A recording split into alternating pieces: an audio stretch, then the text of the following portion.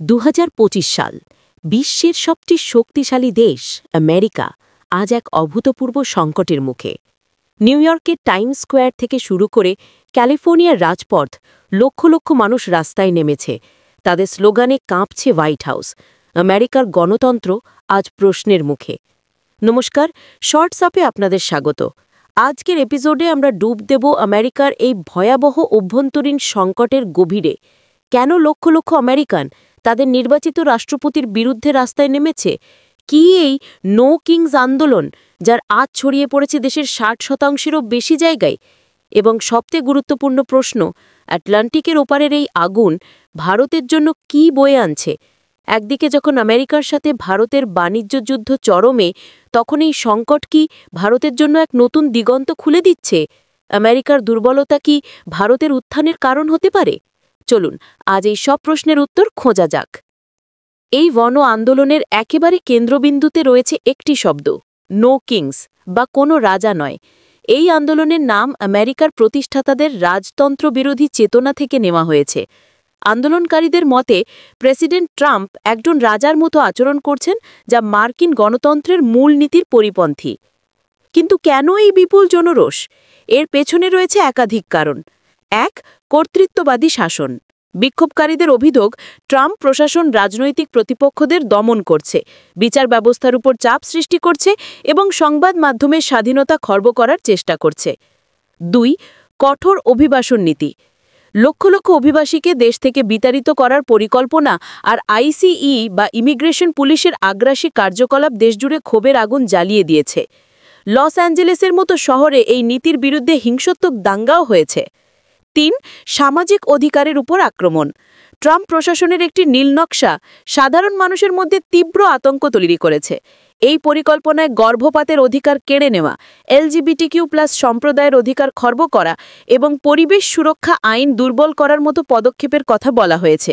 এর প্রতিবাদে hands of নামে আরেকটি আন্দোলনে প্রায় ৩ থেকে ৫ মিলিয়ন মানুষ অংশ নেয়। রাজনৈতিক কারণের পাশাপাশি সাধারণ মানুষের পকেটেও টান পড়েছে। ইকোনমিক ব্ল্যাকআউট নামে একটি অভিনব প্রতিবাদে লক্ষ লক্ষ আমেরিকান একদিনের জন্য সমস্ত কেনাকাটা বয়কট করে। এর কারণ ছিল আকাশছোঁয়া মুদ্রাস্ফীতি এবং কর্পোরেট লোভ। একটি সমীক্ষা অনুযায়ী ট্রাম্পের আরোপিত শুল্কের কারণে প্রতিটি মার্কিন পরিবারের মাসিক খরচ গড়ে $১৯১ বেড়ে গেছে। আশ্চর্যজনকভাবে এই আন্দোলন শুধু ডেমোক্র্যাট শাসিত বড় শহরগুলোতেই সীমাবদ্ধ নয়। হার্ভার্ড বিশ্ববিদ্যালয়ের গবেষণা বলছে, এই প্রতিবাদ আমেরিকার ইতিহাসের সবচেয়ে ভৌগোলিকভাবে বিস্তৃত আন্দোলনগুলোর মধ্যে অন্যতম।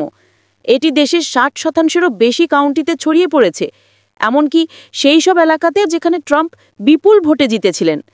এর কারণ হল জাতীয় উদ্যানে কর্মী ছাঁটাই বা স্বাস্থ্য খাতে বাজেট কমানোর মতো স্থানীয় সমস্যাগুলো সাধারণ মানুষকে সরাসরি প্রভাবিত করছে।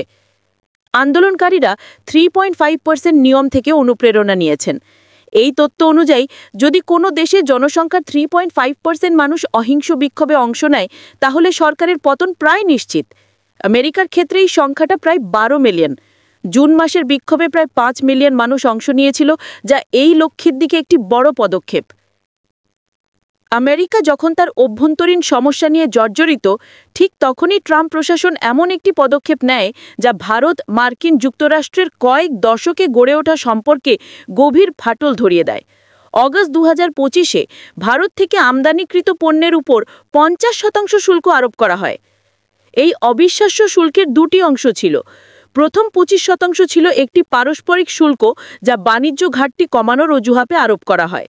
আর বাকি 25% ছিল একটি শাস্তি, কারণ ভারত আমেরিকার নিষেধাজ্ঞা সত্ত্বেও রাশিয়ার কাছ থেকে তেল কেনা বন্ধ করেনি। ভারত এই পদক্ষেপকে অন্যায়, অযৌক্তিক এবং বেআইনি বলে তীব্র নিন্দা জানায় এবং স্পষ্ট করে দেয় যে তার বিদেশ নীতি জাতীয় স্বার্থ দ্বারা পরিচালিত হবে। কিন্তু এই বাণিজ্য যুদ্ধের পেছনে ছিল একটি ব্যক্তিগত আক্রোশের গল্প। অনেক বিশ্লেষকের মতে এর আসল কারণ ছিল মে মাসে ভারত-পাকিস্তান সংঘাতের পর যুদ্ধবিরতির মধ্যস্থতার কৃতিত্ব দাবি করা, যা ভারত প্রত্যাখ্যান করেছিল। প্রেসিডেন্ট ট্রাম্প নোবেল শান্তি পুরস্কারের জন্য ভারতের সমর্থন চেয়েছিলেন, কিন্তু ভারত সেই ফাঁদে পা দেয়নি। আর তার ফলস্বরূপ এই ভয়াবহ বাণিজ্য যুদ্ধ। এই একটি ঘটনা প্রায় 30 বছর ধরে গড়ে ওঠা বিশ্বাসকে ভেঙে দেয় এবং ভারতীয় নীতি নির্ধারকদের মনে সেই পুরনো ভয়কে ফিরে আনে যে আমেরিকানদের পুরোপুরি বিশ্বাস করা যায় না। এর প্রভাব ছিল মারাত্মক। ভারতের রপ্তানি খাতে ধস নামে। সেপ্টেম্বর মাসে যুক্তরাষ্ট্রে ভারতের পণ্য রপ্তানি 11.9% কমে যায়। টেক্সটাইল, গয়না, সামুদ্রিক খাবারের মতো শিল্পগুলো, যেখানে লক্ষ লক্ষ মানুষ কাজ করে, সবচেয়ে বেশি ক্ষতিগ্রস্ত হয়। অনেক বিদেশি সংস্থা যারা চায়না+1 কৌশলের অংশ হিসেবে ভারতে বিনিয়োগের পরিকল্পনা করছিল, তারাও পিছিয়ে আসে। আমেরিকার এই সংকট এবং বাণিজ্য যুদ্ধ ভারতের জন্য স্বল্পমেয়াদী ক্ষতি করলেও দীর্ঘমেয়াদী এটি এক বিরাট সুযোগের দরজা খুলে দিয়েছে। একটা অস্থিতিশীল এবং আত্মকেন্দ্রিক আমেরিকা ভারতকে বিশ্বমঞ্চে এক স্বাধীন শক্তি হিসেবে আত্মপ্রকাশ করার সুযোগ করে দিয়েছে। প্রথম সুযোগ অর্থনৈতিক। আমেরিকা চীন বাণিজ্য যুদ্ধ এবং আমেরিকার অভ্যন্তরীণ অস্থিরতার কারণে বহুজাতিক সংস্থাগুলো এখন চীনের বিকল্প খুঁজছে। আর এই চীনা+1 কৌশলের প্রধান সুবিধাভোগী হতে পারে ভারত। ভারত নিজেকে একটি স্থিতিশীল, গণতান্ত্রিক এবং বিশাল বাজার হিসেবে তুলে ধরে এই বিনিয়োগ আকর্ষণ করতে পারে। ইতিমধ্যে ইউরোপীয় ফ্রি ট্রেড অ্যাসোসিয়েশনের সাথে চুক্তি আগামী 15 বছরে $100 বিলিয়ন বিনিয়োগের সম্ভাবনা তৈরি করেছে।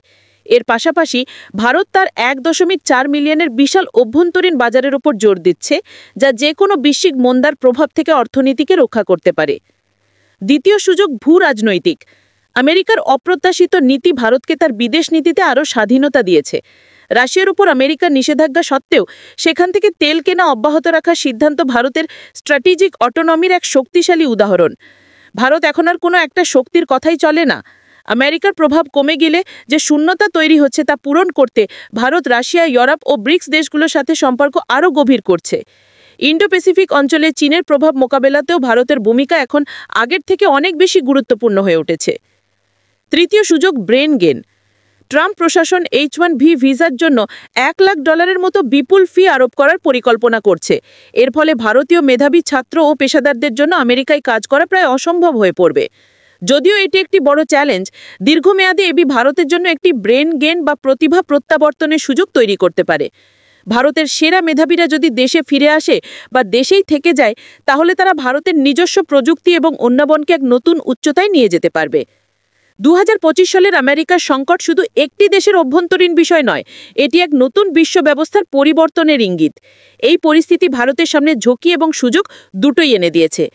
একদিকে যেমন অর্থনৈতিক ক্ষতি এবং ভূ-রাজনৈতিক অনিশ্চয়তা রয়েছে, তেমনি অন্যদিকে রয়েছে সামরিক স্বায়ত্তশাসন প্রতিষ্ঠা, বিশ্ব সরবরাহ শৃঙ্খলে নিজে জায়গা করে নেওয়া এবং একটি স্বাধীন বিশ্বশক্তি হিসেবে উত্থানের একটি ঐতিহাসিক সুযোগ। আমেরিকা ভারতকে দূরে ঠেলে দিয়ে আসলে তাকে নিজের পায়ে দাঁড়াতে পরোক্ষভাবে সাহায্য করছে। ভারতের আসল পরীক্ষা এখন দেশের ভিতরে। যদি ভারত তার অভ্যন্তরীণ স্থিতিশীলতা, গণতান্ত্রিক ভিত্তি এবং সামাজিক সম্প্রীতিকে শক্তিশালী রাখতে পারে, তাহলেই সে এই বিশ্বব্যাপী সংকটকে সুযোগে রূপান্তরিত করতে পারবে। আমেরিকার সংকট ভারতের উত্থানের অনুঘটক হতে পারে যদি ভারত সঠিক সময়ে সঠিক পদক্ষেপ নেয়। একবিংশ শতাব্দীর নতুন বিশ্ব ব্যবস্থায় ভারত কি তার যোগ্য স্থান অর্জন করতে পারবে? সময় তার উত্তর দেবে। এই বিষয়ে আপনার মতামত কি? আমেরিকার এই সংকট ভারতের জন্য কতটা উপকারী হতে পারে বলে আপনি মনে করেন? আমাদের কমেন্ট সেকশনে অবশ্যই জানান। এই ধরনের ইনডেপথ ডকুমেন্টারি যদি আপনার ভালো লেগে থাকে, তাহলে শর্টস অ্যাপ চ্যানেলটি সাবস্ক্রাইব করতে ভুলবেন না এবং বেল আইকনটি প্রেস করুন, যাতে আমাদের পরবর্তী ভিডিও নোটিফিকেশন আপনার কাছে সবার আগে পৌঁছায়। ধন্যবাদ।